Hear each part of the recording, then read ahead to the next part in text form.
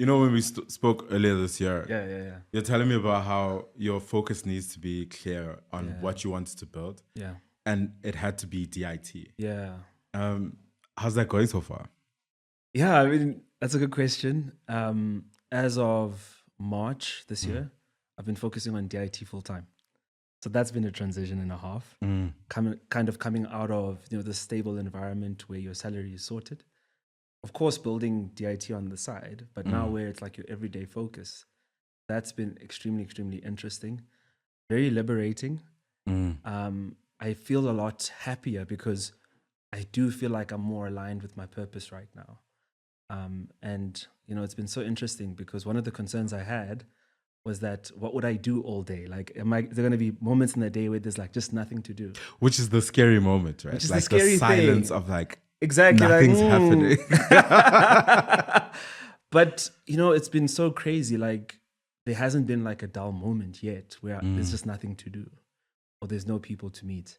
I think from the last time we spoke, we have established ourselves a lot more in the broader ecosystem. So there's like people reaching out, and I'm surprised by the kinds of people who are reaching out, and they're interested in what we're doing, and they want to support, which has been incredible. But also, I guess it kind of makes sense because a lot of corporates and government, they want to support people of color, and the sentiment out there is where are these founders of color? Where are these female founders of color? So we're now kind of like the answer to that question. Like, we're all here, like, what do you want to offer? How can you support? Yeah. So it's been awesome. Like last time we spoke, and I think that would be 2 years ago, maybe 3 actually. Yeah, on air. You were really just you were working on a different startup. Yeah. Also iterating around a new one, working a full-time job. Yeah. And still trying to build this community. What was the intention that you had with building this out? But also, how's it evolved over the last, 3-4 years? Yeah, I mean, I was in a season there where, security was quite important. So to that point, like building on the side whilst kind of holding down a job. Not that security will ever not be important, but thankfully, because of the way in which we've actually focused and built, it's now allowed us to get to this place where we've got like partners who have then enabled me to focus on this almost exclusively. That's not to say I'm not building on the side. I'm always going to be building on the side. I'm a builder at heart. And I think, building actually also helps me stay in tune with what our members are doing and what they're struggling with as well. Yeah. Because when I'm building, I'm in the same ecosystem with them. Right? And navigating it. I'm navigating it, right? So I can ask myself, what is a challenge for me? What is an opportunity that I'm wanting to access? And then I can then make that connection, leveraging Darkies and Tech, which is now this really powerful platform that can pull almost anyone really. And I can use that to essentially create that value for everyone, and myself included. And I think the focus was necessary. Last year at some point, I just realized that, if we want this thing to become to live up to its potential, then I'm going to have to start to downscale other commitments and really put my focus and my back into it. And it was just a moment of realization where, I thought about how there were platforms like Brown Sense, which had a lot of potential and a lot of excitement around it, but failed to evolve, and kind of be relevant with the times and become something more than just a community. So I didn't want that to happen with Darkies and Tech, where you've got all of the right people in the room, but you're not utilizing them correctly because you're just a bit too distracted. Yeah. So I think that was the inflection point for me, where I realized, I started this community. I might not necessarily be the smartest person in the room, but that's not necessarily a bad thing. But I'll always be the person who had the idea to start it. So it's important that I actually take the wheel and really think about this intentionally. How do we convert the excitement and the potential into real impact? Yeah, I think about that a lot. Just it's great to build and scale a community, but how do we use that energy to achieve meaningful outcomes? And you guys started as a WhatsApp group and had sub levels of it, and you're probably one person who was building with WhatsApp where I was like, wait, I need to understand. And now I'm meeting more founders who are going, We can build incredible platforms of all the bells and whistles, apps, and this and that. But like, are we still solving the problem for the people that we were trying to solve it for? Yeah. Talk about just like that transition from a WhatsApp group to building out a platform, why that is important. Yeah. And how that sort of helps the community be able to drive meaningful impact and meaningful value for the people that are part of it. Yeah, that's a very good question. When I started on WhatsApp, it was actually like, I don't want to say unintentional. It was intentional, but it was also like I wasn't really clear on what this could become. So I just knew that I had to get it out there as soon as possible and figure it out along the way. So that was the motivation behind it. It wasn't necessarily like I was being a visionary and seeing like, no, WhatsApp is the future of communities. I think it just made sense at the time because it's where people were. And, it's interesting. Some of our early members will remember there was a time when we tried to migrate to Slack, right? Because Slack made a lot more sense because you've got all these different channels. And a lot more features as well. A lot more features. So it made sense on paper. But when we did the transition, we had all these channels, but the engagement went down.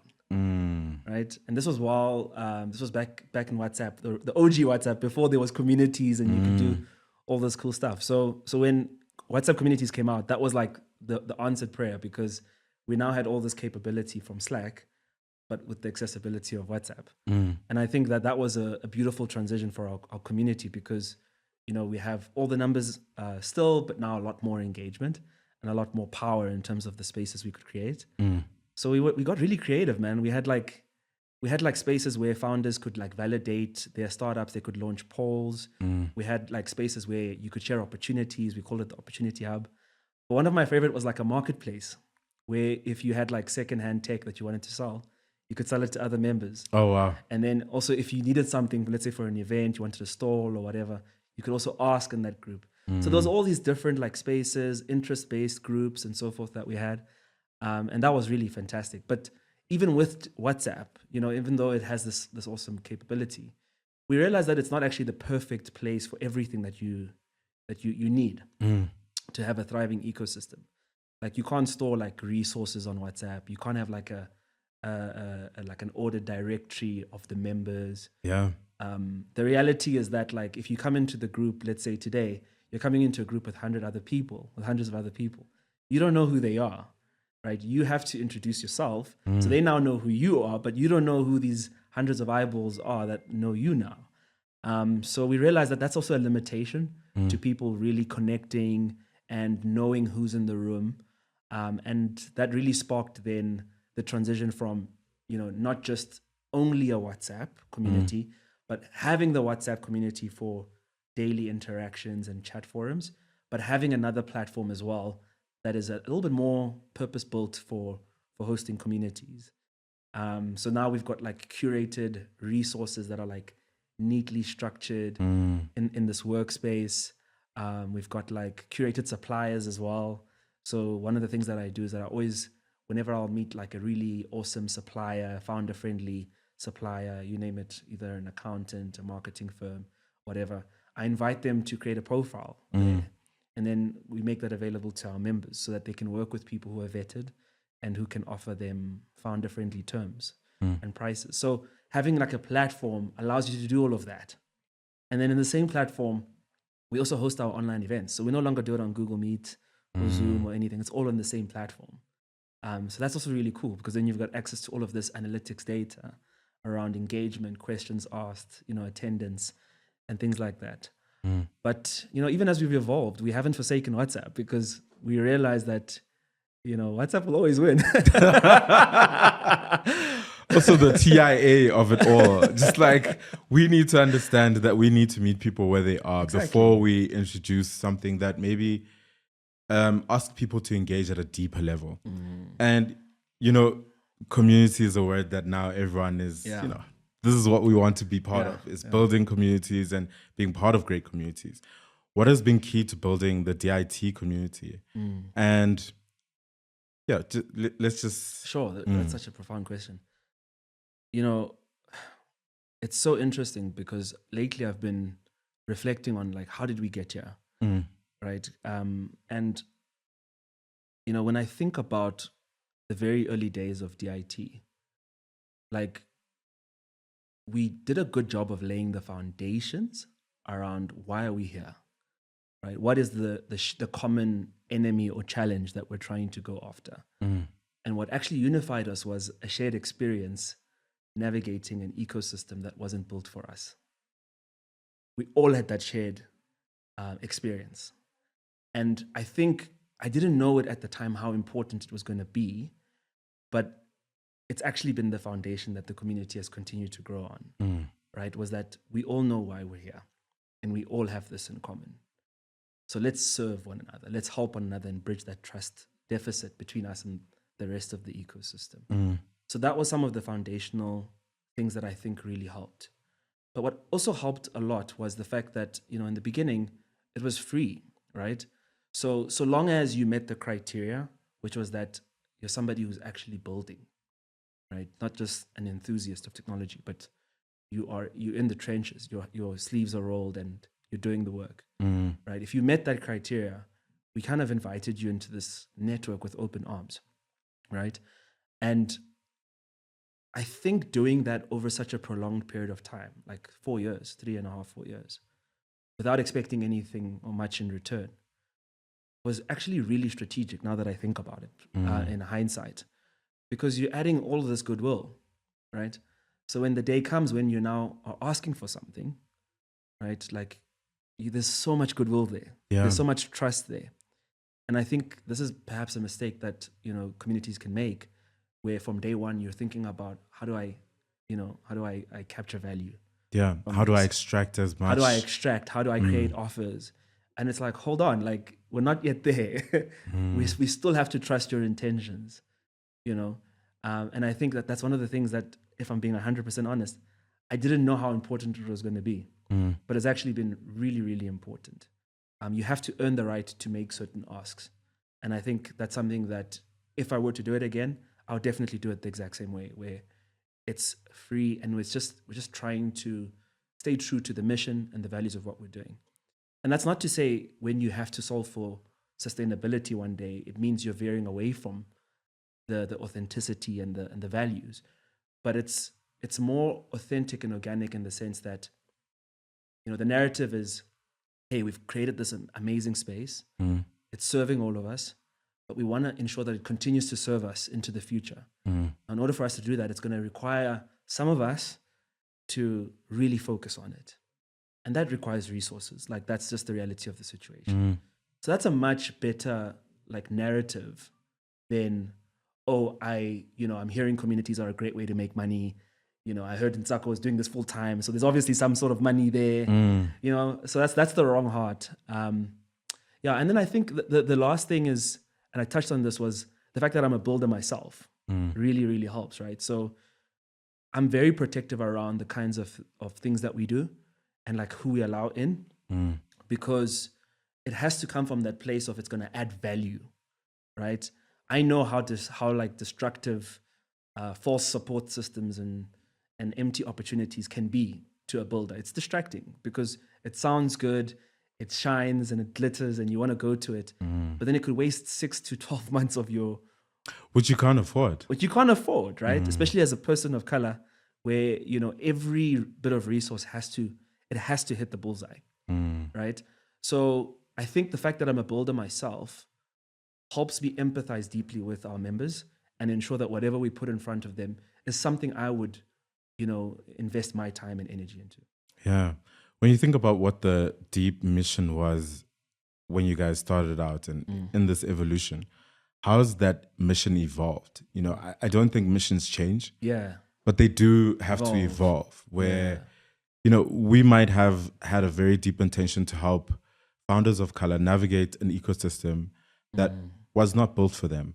But what is it now? Sure. So maybe speak about just what those origins were, but then how that evolution has happened. Sure. And how the platform now serves the community's new mission. Yeah. So, Darkies in Tech was born out of, admittedly, a moment of frustration, right? Frustration around, being the only person of color in rooms where really high quality information, knowledge, capital, networks were flowing, right? at first it's flattering and it's cute and you're like, I'm here. But then you realize you're like, hold on, this is actually not good. I can't be the only one where there's so much abundance in this setting. And you'll recall what I was building at the time when I started this. It was a township business. So I was in these two worlds where by night I was in Stellenbosch and I was in these very prestigious places. And by day I'm in townships, right? So it was a frustration around kind of this growing divide between people in certain spaces. But the other thing was that I also realized that, the only time we ever came together as people of color in this space was when we were competing. It was at startup competitions. We were pitching against each other for resources. So there was this real need to unify people, but without the pressure of competition and with the motive of ensuring more of us can get into the room, right? So that was the initial kind of basis that DIT was built on. It was just, guys, let's unify. If they don't yet trust us, we need to at least trust ourselves. So let's unify. And once we understand what the challenges are, we understand who's in the room, we can now start to think long-term around what role do we want to play in the ecosystem. So for the first 2 years, it wasn't like we had this really clear mission in terms of where we were going, but it became increasingly clear to us over time that actually there's power in our numbers and there's power in our collective impact. And I think that's when the vision started to be really clarified, that we actually have this unique opportunity to be a driving force of transformation in the broader South African tech ecosystem. Right? So that became one part of our mission, was we have to play a role, an external facing role with the broader ecosystem. But then there was also this internal facing component of our mission, which was we want to ensure that if you're a part of DIT, your stuff is in order, right? So let's work on our house as Black founders. And let's ensure that we're exposing ourselves to the right information, the right tooling, so that we can build ventures that on the basis of merit deserve to be in any room. That way, if you don't work with founders in our network, we can objectively say, but that doesn't make sense, because we've engaged with investors. We understood what they needed. We've gotten our pitch decks in order. We're making reasonable requests. So those are now the two components of this mission. And ultimately, it all rolls up into this vision, which is we're trying to ensure that the broader South African tech ecosystem can be more representative of this of the demographics of the country. Right? You can't have a country where the majority are people of color, but they are the ones accessing the minority of opportunities in the sector. That makes no sense. So we want to push the needle on that over time. And, if we do a good job, I think one day, and this is what success looks like for me, is when I have children, when they get to that point where they're deciding what do they want to do with their lives, I want them to know that this is a viable option, like tech entrepreneurship, this flavor of entrepreneurship is viable even for them.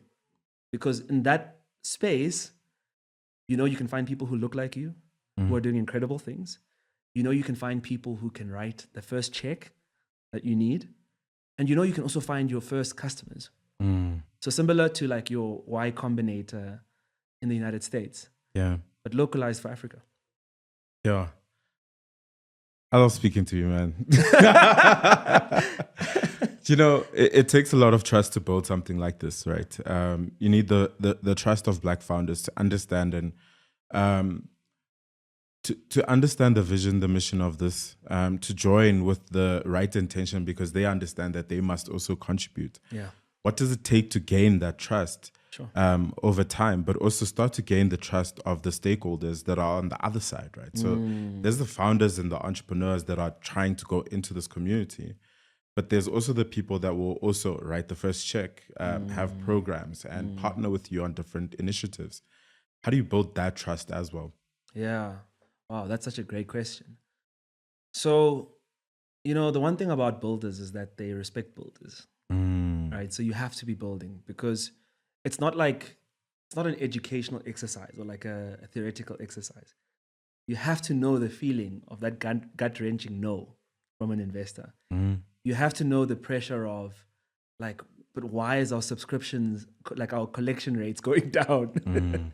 You have to know that in order to actually talk to a founder and give them advice. Yeah. And unfortunately, there are a lot of people in the ecosystem who are advising founders who have no right to advise founders. Why? Because they've got an MBA. That's amazing, but it doesn't give you the permission to advise a founder, right? You need people who've actually been there. And I think that's what's really helped in terms of the trust, right? Is the fact that I myself and my team as well have had a lot of experience, either building or actively supporting founders. And I think that's what gives us the right to do this. But it's also like how you show up as well, right? So you can't take it for granted, like, oh, I'm a builder, now I can do this. No. But it's also, where's your heart, right? And I think we showed our heart in that for the first 3 years of our existence, we just served them. I was just there answering questions, sharing vulnerably things that I had experienced with the community. I mean, just this past weekend alone, on Sunday evening, I'm on a call with 2 founders, one after another. Each call lasted, I think, about an hour and a half. Second one, I think, was like even 2.5 hours.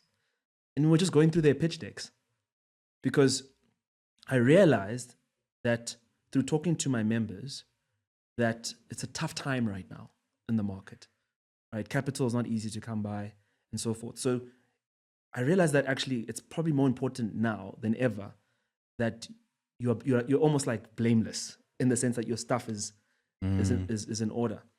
So I put out a call to the community and I said, here's my calendar link, book a slot. Yeah. Let's just chat one-on-one. If you have a specific thing that you need help with, let's use that time for that. And the guys have been taking me up on my offer. And it's beautiful. It's of course it's taxing. It's a Sunday and you want to relax. But I think those are the things that really build trust, is the fact that you're actually doing that. And then on the other side of the table, I love this part of the question because, with a name like ours, you might think that everyone is afraid of us. You might think that like corporates don't want to touch us or whatever. But I think one, my experience with our name has been clarity around who are they and what are they about. So it's given us that. But also the approach we're taking, I think, is unique, right? You would assume we're extremely political as an organization. But in as much as politics, of course, will always feature in what we're doing, we've really focused on how do we create value and how do we create impact. And that's the story that we're telling to corporates. That's the story that we're telling to government is, hey, we're not adversarial to the broader ecosystem, but we want to be an organization that becomes a driving force for transformation.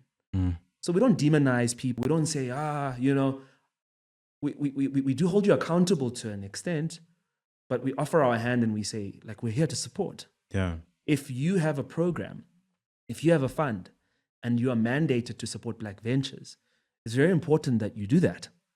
So we are that community that you can come to. And I think that really works well because it helps them accomplish their objectives. Yeah. And it also helps us create value for our members. And I think a lot of very political movements only want to focus on how do we get value for ourselves and not just how do we, but not going as far as saying, but how do we create value for you too? And I think that's what's really landed well is that we're trying to build ourselves, but at the same time, we're also trying to, play nice with the broader ecosystem. We're trying to ensure that we walk this journey together because let's be honest, transformation is not going to happen overnight. Yeah. The stuff that we're trying to go against, it's structural, right? It's institutionalized. The stuff is going to take some time, but you have to be willing to come and have a conversation and consider how do we enable you as well? Yeah. And what role do you feel the corporates, the investors, the ecosystem players, what role do they play in contributing to this community, but also driving the broader tech movement in South Africa and maybe across the continent as well? Yeah. Because you're talking about, the intentions that you guys have towards them to say, hey, yeah, this is what we want to do. This is the impact we can drive. This is the value we want to create. But what role do they actually play? Yeah. So I think it depends on the stakeholder, right? some guys are there to bring resources into the ecosystem so that our founders can build. But some guys are there to create programs.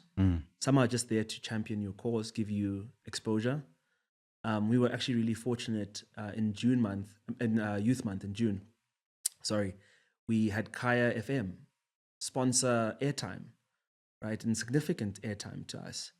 And they are what we call an advocacy partner, because they've leveraged their platform to help us get the word out about our mission. So I think everyone has to play a role, but in a way that is authentic and makes sense for them. So if you're a services company, right, maybe you don't sponsor an event, but maybe you say, we've got all of these employees, and for a day, we can support founders by providing strategic advisory, right? So no one is really exempt from saying we can't do anything, right? It's a matter of thinking about what can we do with what we have. And I think that's our call to action to corporates and to government, right? What can you do, leveraging what you're an expert in, to ensure that we can have that knowledge being transferred to our members? Yeah. Tell us a bit more about the partnership that you have with Gijima. You know, I was super excited to be at the last event where you guys had such incredible quality of founders pitching their businesses and talking about the solutions that they're building, and hand out some really good money. I think it's always great to, pitching. This was so cool. I'm so inspired. I met so many people, but I saw someone win money. And that money is going to go do something, right? Yeah. And I think we can't ignore how important that part is. Yeah.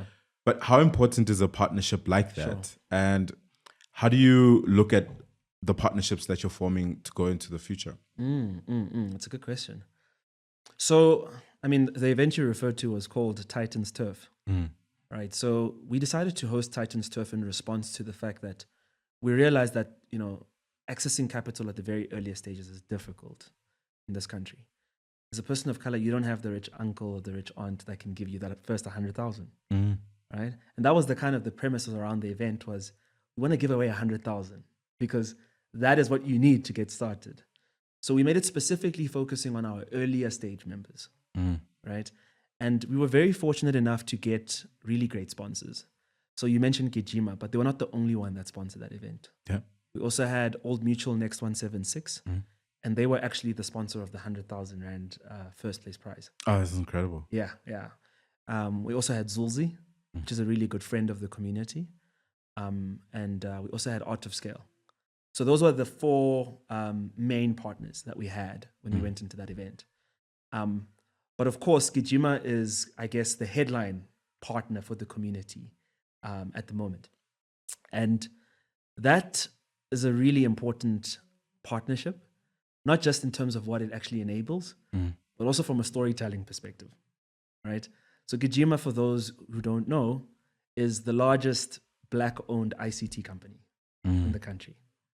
So that's significant because we are an organization that wants to support smaller, right, but growing Black startups.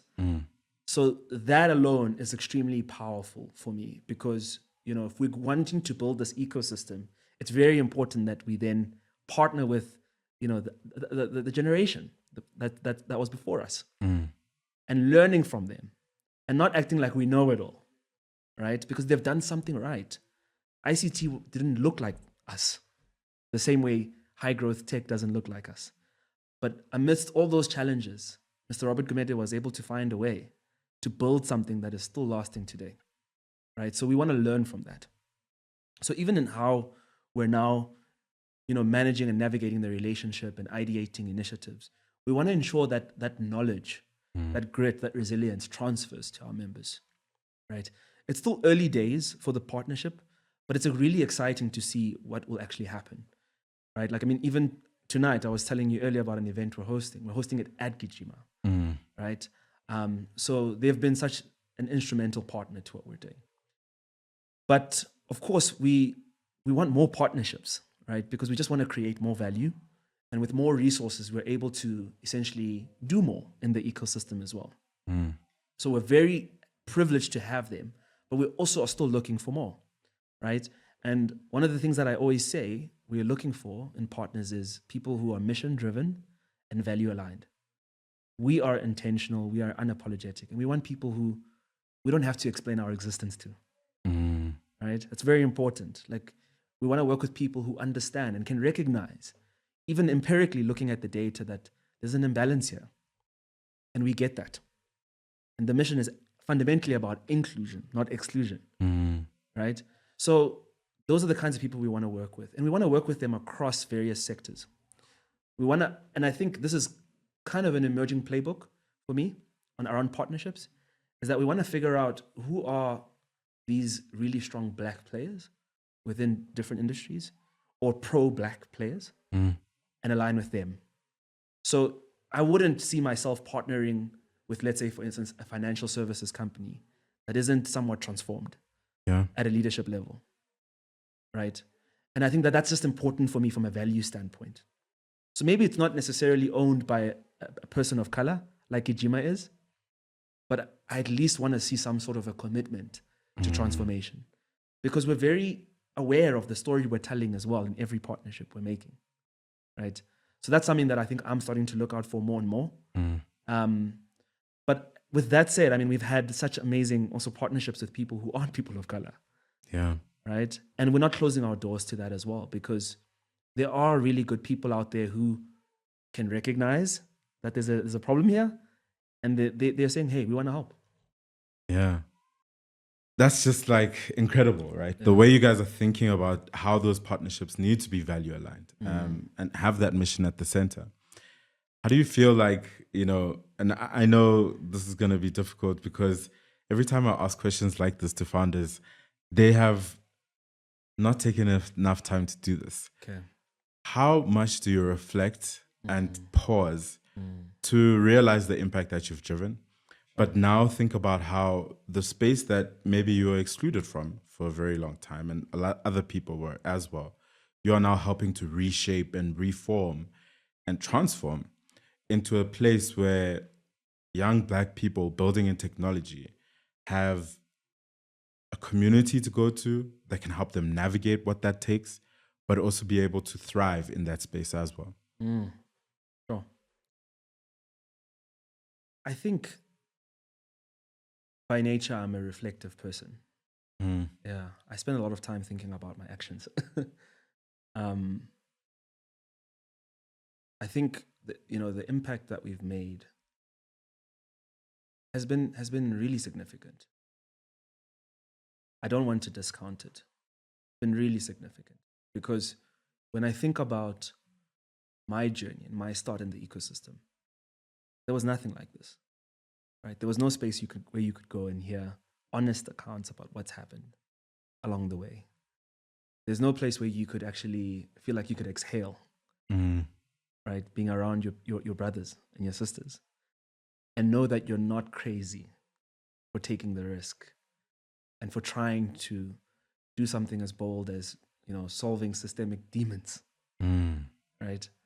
So when I think about the fact that as a founder of color today, there's a place that exists where you can learn from other people who look like you, that alone is just incredibly massive.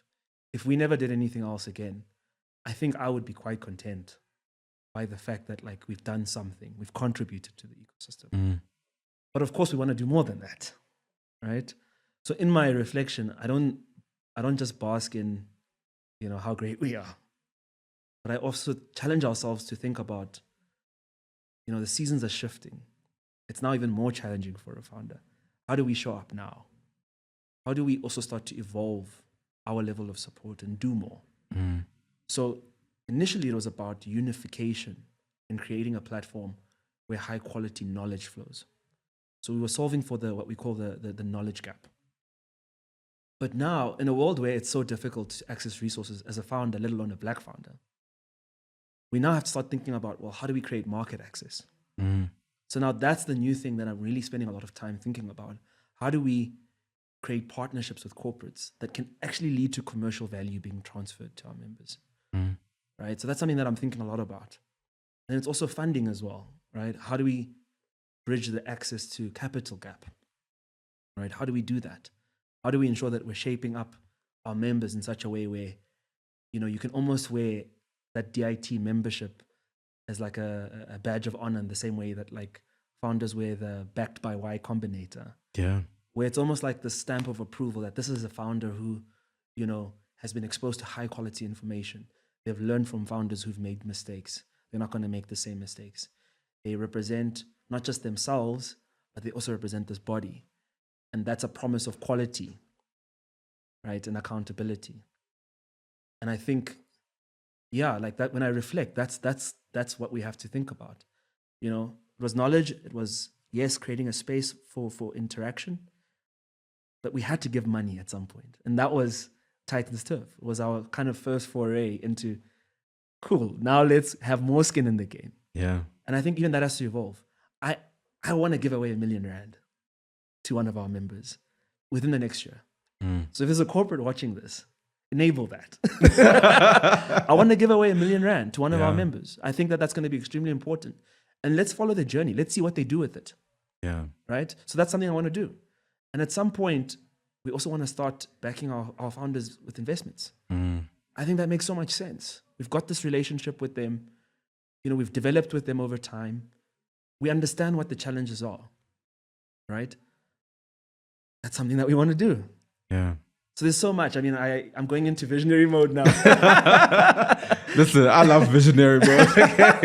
Because I do think like there's a level of service to this. I think you think about that very like consciously, purpose, serving, missions. Yeah. What is our responsibility to help the next generation of founders in South Africa that are Black, that are building in technology, to not only survive, but actually thrive? What is the responsibility that we all have, whether as ecosystem players, as practitioners, as fellow builders? Yeah. I think simply put, like, do what you say you're going to do and do it from the right place. I think that's the most important thing. Like the one thing that I'm a huge enemy of in the ecosystem is what I call false support structures. Structures that exist where, the program providers are just thinking about themselves and how they can plug in their service providers in this program. And none of that trickles down to the founder. That frustrates me. I think we need more people who are thinking about the founder and the risks that the founder has taken. Founders should be celebrated. Founders should be well-resourced. Why? Because they're building our future. That's the truth. It sounds cliche, but it's the truth. If we want to remain globally competitive, if we want to create jobs, these are the people who are going to do it. Corporates don't have an incentive right now to create the next 10,000, 30,000 jobs, especially with the way that AI is progressing. Yeah. Right? There's no real incentive. They've done well. They're in this position, and now they're trying to figure out, how do we continue to maintain this position?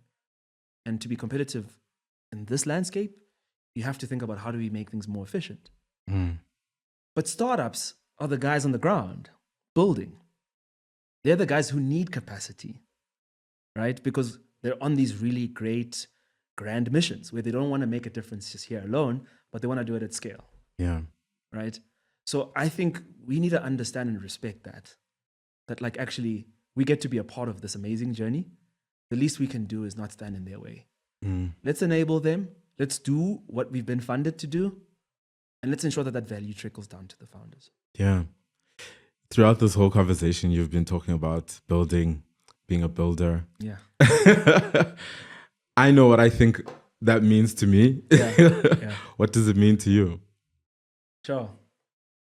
Man, it's difficult to describe something that you feel like runs so deep. It's almost like it's in your blood kind of thing, To me, builders are people who, even the comfort of security is not enough.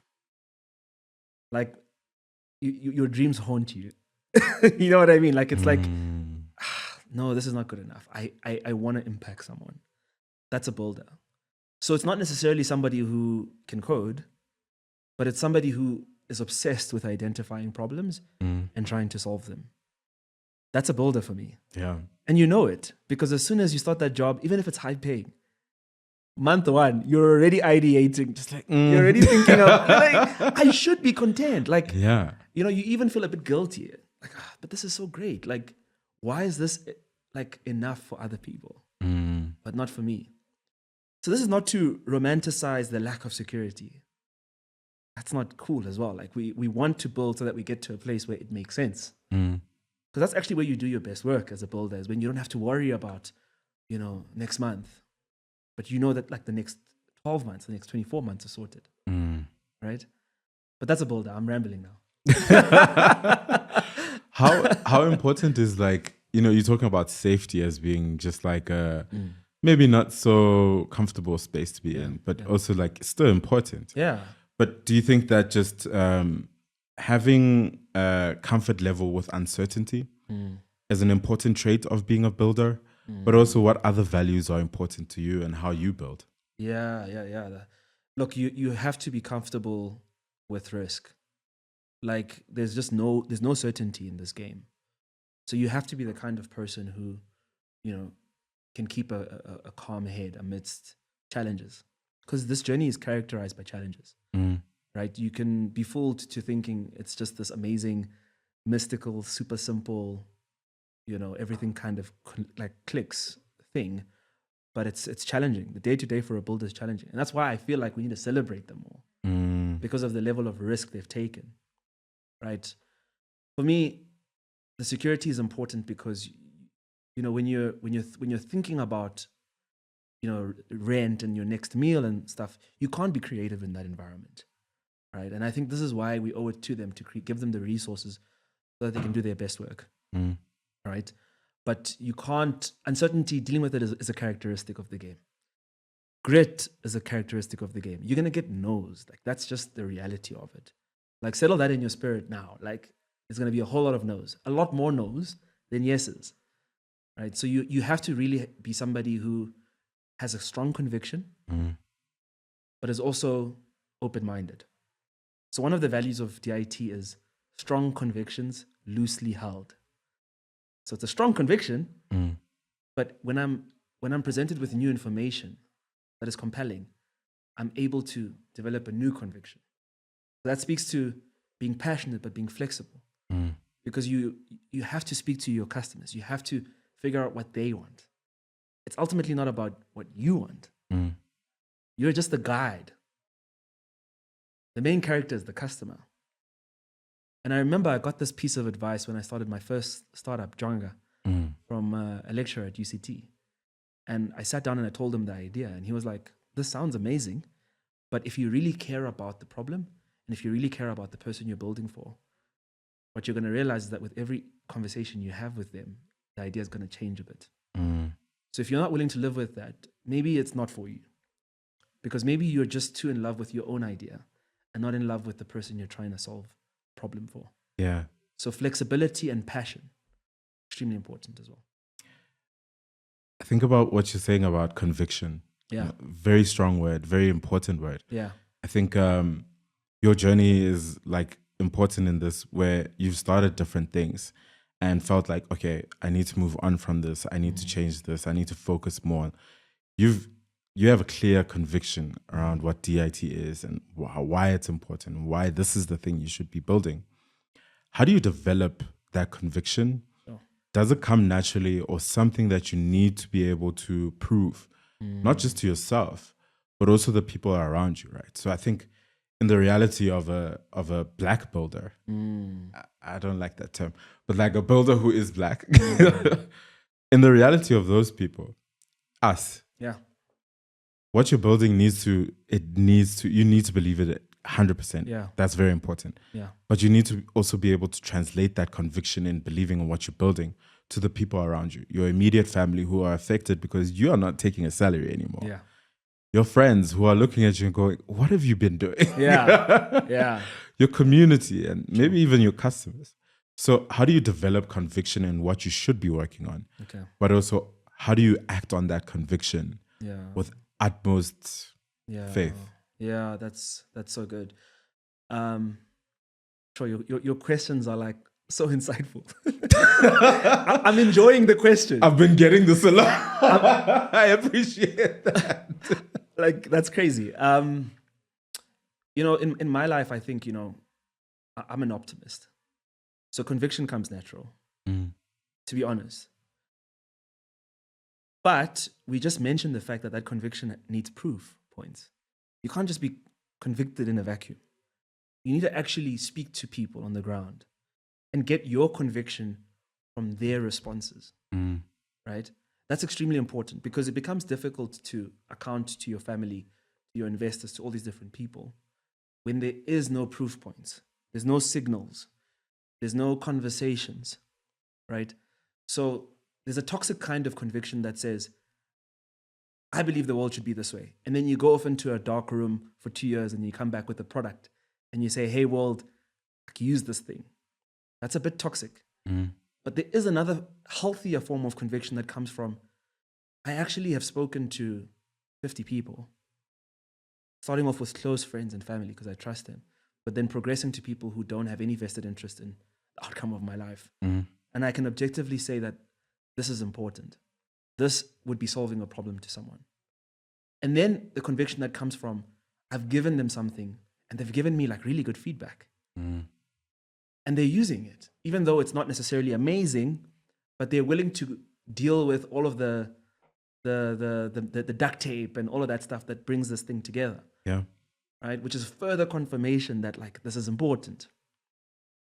And then finally, there's a conviction that needs to come from, and when I ask them to pay for it, I don't feel weird inside because I know I'm delivering value.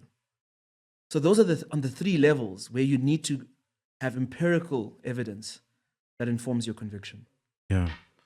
When you think about what the reality is of building in South Africa as a person of color, what would you say that is as it stands? What do you hope for the future of what the ecosystem needs to look like in order to see a lot more Black startups that are raising funding, that are significant growth, building traction, have great communities, but are also doing incredible things? Yeah. I think to paint a mental picture, currently what the ecosystem experience looks like for a Black founder is an uphill. And if we just take it to a straight road, I think we've done a great job. Because entrepreneurship will never be a downslope. It'll never be that. So it's unrealistic to think we can even do that. But we just want to ensure that it's hard for the same reasons it's hard for anyone else who's building. But it shouldn't be that there are additional challenges you need to overcome by virtue of the color of your skin. And that's the current state of the ecosystem. So if we just push the needle to the point where it's just normal hard, I think we've done a fantastic job. And I think we all can play a role in enabling that. And it's just about checking our privilege and understanding that, like, hold on, there's a need for a platform where a person of color can see people who are role models. There's a need for a platform where there are competitions that specifically focus on creating value for women. There's a need for a platform where there are opportunities specifically targeting people with disabilities. Yeah. And we spoke about how there's so few people with disabilities in the ecosystem. Well, none that you can see with your naked eye, rather. So I think we just need to, one, dispel the whole thing around, no, a space for a specific people group, like women, is exclusionary. It's not. Because why? There's a problem there. There's a very clear problem that needs to be solved. And if we can help them get to just normal hard, we've done a good job. And then the second thing we need to dispel, as well as this sentiment that people of color who are building are not there. And I think this is lazy. This is a lazy thing, a thought for me. Whenever I hear people say, but where are they? I'm like, no, they're here, right? We've proved it now. Speak to us. They're there, and there are guys who are doing incredible things. And yeah, I'm always just so ready to connect people to our members if they're providing value. Yeah. Yeah.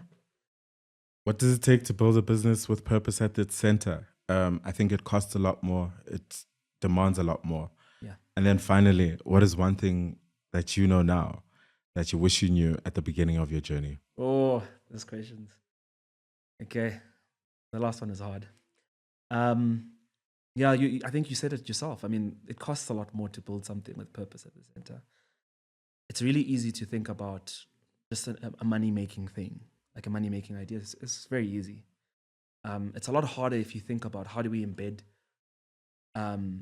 doing good in the business model, right? So, yeah, the cost is that your motives are going to be questioned a lot more because you once said that this was your mission and da-da-da. But I think it's way more worth it. Because then you can look at yourself one day and be like, I added value.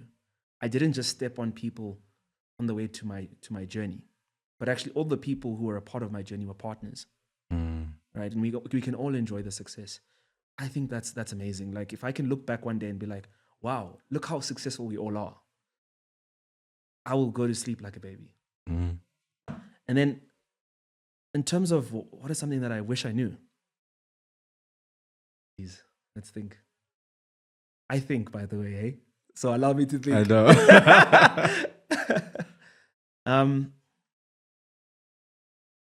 I think maybe something that I now realize is the power of storytelling. Storytelling is probably, and it makes so much sense now that I think about it. It's what we always tell founders is like take people for the journey, right? Don't just come with a tada moment, here I am, and like everyone support me. No one has a vested interest in that success. Yeah. But if you take people on a journey, then people feel like they're part of it. When you struggle, people are more willing to help or be empathetic or understanding at least. And then if you succeed, everyone is like, wow, this is incredible. So it just comes back to the point we made earlier about, adding value, but also telling that story. Thank you. Thanks.